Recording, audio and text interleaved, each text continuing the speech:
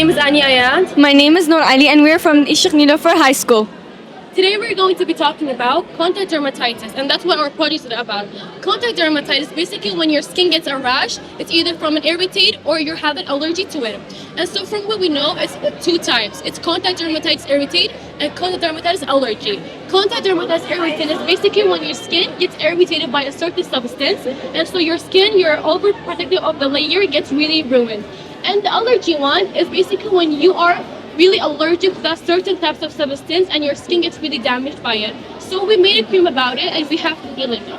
Our cream is perfectly balanced with some ingredients that are all natural. There's no chemical ingredients included, and we used 55% of aloe vera, 25% of Vaseline, 5% of olive oil, and 5% of coconut oil, and a little bit of cornstarch, and we made a perfect barrier cream.